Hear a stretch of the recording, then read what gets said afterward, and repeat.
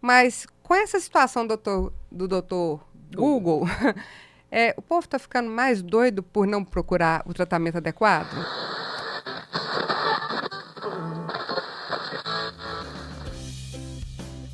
Olha, eu acho que assim, quando o paciente chega para mim e fala assim, eu olhei no Google, eu falei, que bom, e o que você achou? Porque ele fez o primeiro movimento de se reconhecer e de procurar ajuda, entendeu? Então, a gente tem que distanciar que é negativo também. Tem um lado positivo. É lógico que você vai Que não seguir, pode é ficar só nele. só ficar só neles.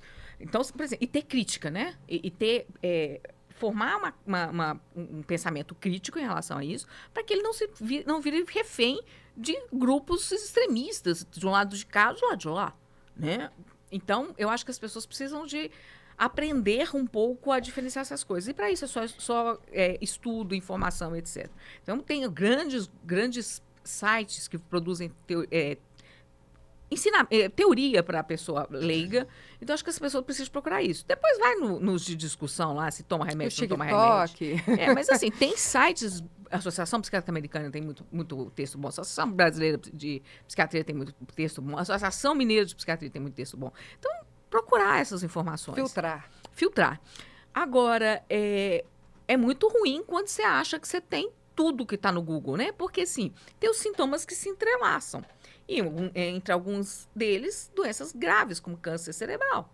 Então, isso aqui, o que eu estou sentindo é câncer cerebral. Já aconteceu várias vezes. Eu falo, não, meu querido, isso aí não é câncer. A gente faz a tomografia, a ressonância, a gente mostra. E aí, com a ressonância, fica mais calmo. Mas o paciente, muitas vezes, é bombardeado com informações que são verdades, mas não é, no contexto da vida do paciente, pertinente. Doutora, quando a pessoa tem um trauma, né? Às vezes, não sei, um acidente, que perde alguém da família, ou que passou por uma situação, né, que expôs a vida em risco. Até mesmo na pandemia, a gente viu isso, o nível de ansiedade, pelo menos o meu, aumentou muito, porque a gente estava naquele receio, né, de morrer, de perder entes queridos. Esse que é chamado, me corrija se eu estiver errado, esse estresse pós-traumático, ele dura um determinado tempo porque ele gera ansiedade na pessoa, né? A pessoa fica ansiosa, o que vai acontecer? Será que vai morrer? Será que eu vou ficar bem? Será que a minha família vai estar bem? Né? Meus entes queridos.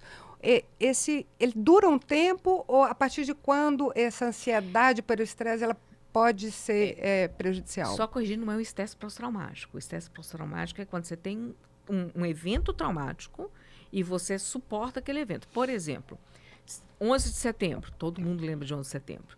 Quem vivenciou o 11 de setembro desenvolveu o quadro de sintoma de estresse pós-traumático.